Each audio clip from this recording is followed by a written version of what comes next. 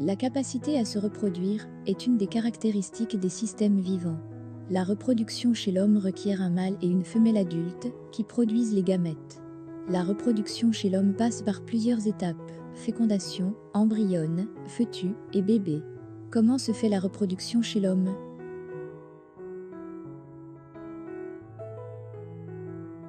Les transformations morphologiques que subit l'organisme humain à la puberté témoignent d'une activité physiologique profonde liée à la maturité d'organes sexuels.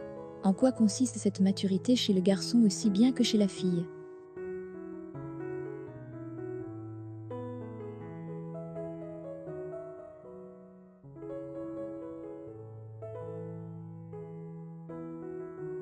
Chez la jeune fille, inventaire des changements physiques, poussée de croissance, développement des seins, apparition de la pilosité, affinement de la silhouette, élargissement des hanches. Première règle. Après une accélération de la croissance apparaissent des caractères sexuels secondaires, puis les premières règles. La jeune fille devient apte à procréer.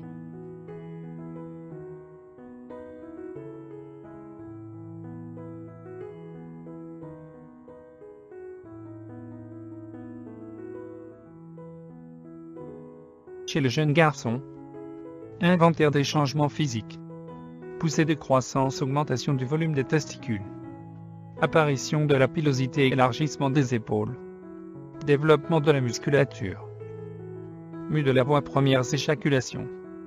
Après une accélération de la croissance apparaissent des caractères sexuels secondaires, puis les premières éjaculations.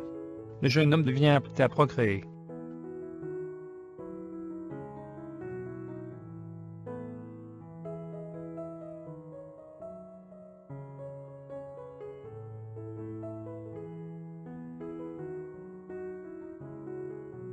L'appareil génital masculin est formé par un ensemble d'organes qui interviennent dans l'activité sexuelle et la reproduction. Le pénis est un organe cylindrique dans l'intérieur duquel se trouvent des tissus érectiles. Enveloppés par le scrotum, les testicules sont les glandes chargées d'élaborer les hormones sexuelles ainsi que les spermatozoïdes. L'appareil génital interne est constitué de canaux conduisant les spermatozoïdes à l'extérieur. Suite à un stimulus érotique, les tissus érectiles se remplissent de sang. Le pénis se dresse et les testicules remontent. Au point culminant de l'orgasme se produit l'éjaculation, une série de contractions spasmodiques qui éjectent à l'extérieur le sperme dans des conduits par où se déversent en même temps les sécrétions des vésicules séminales et de la prostate. Après l'éjaculation, le pénis redevient flasque.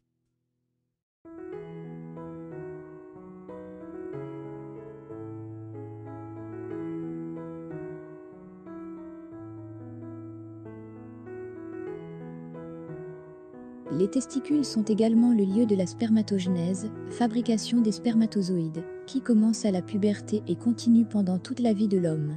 On voit donc que si les filles naissent avec toute leur réserve d'ovules, les hommes ne commencent à fabriquer des spermatozoïdes qu'à la puberté. L'homme renouvelle, toute sa vie durant, sa réserve de cellules reproductrices ou gamètes.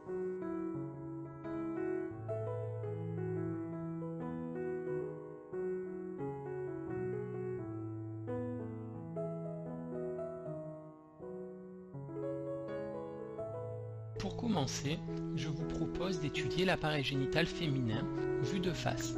Cet appareil génital contient deux ovaires qui sont les glandes qui produisent les cellules reproductrices appelées ovules.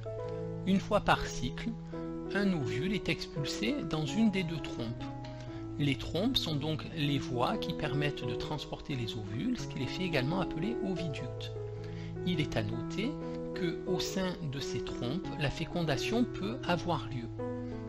Suite à cette fécondation, il se forme une cellule œuf qui ensuite se développe en embryon et l'embryon s'implante dans l'utérus où il va faire son développement. Il y a ici la vessie qui ne nous intéresse pas dans l'appareil génital puisque cette vessie fait partie de l'appareil urinaire.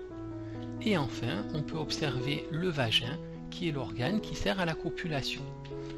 Donc là, on peut voir l'intégralité de l'appareil génital féminin avec les différents organes.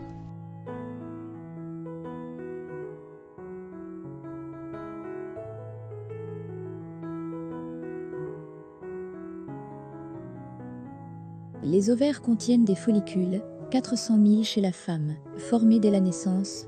Après la puberté, un follicule devient mature à chaque cycle menstruel. Le 14e jour du cycle en moyenne, ce follicule libère un ovocyte fécondable qui migre vers l'utérus. Le follicule ovarien se transforme alors en corps jaune pendant la seconde partie du cycle ovarien. Si la fécondation n'a pas lieu, il dégénère.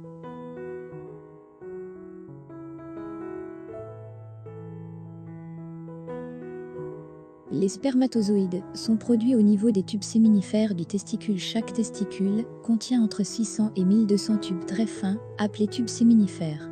Les spermatozoïdes sont produits de façon continue à partir de la puberté et durant toute la vie. Les testicules sécrètent l'hormone testostérone responsable de la production des spermatozoïdes.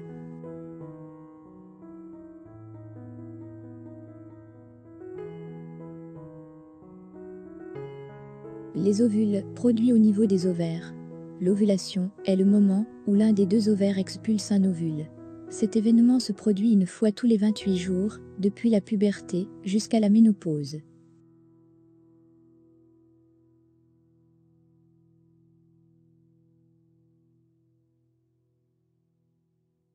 Le sperme, c'est l'ensemble des sécrétions des testicules et des glandes annexes. Il se compose de 10% de spermatozoïdes, 90% de liquide séminal, mucus, fructose, séminogétine, relaxine, acide ascorbique. Les glandes annexes de l'appareil génital de l'homme et leur rôle, les vésicules séminales, au nombre de 2, elles sécrètent un liquide alcalin. Un milieu alcalin est favorable aux spermatozoïdes, riche en glucides et nourrissant les spermatozoïdes. La prostate, située sous la vessie, autour de l'urètre. Elle sécrète un liquide blanchâtre responsable de la couleur du sperme riche en AA, vitamine C, K+, Ca2+, les glandes de Coop, au nombre de 2, et sont situées de chaque côté de l'urètre. Elles sécrètent un liquide alcalin qui enlève les traces d'urine dans l'urètre.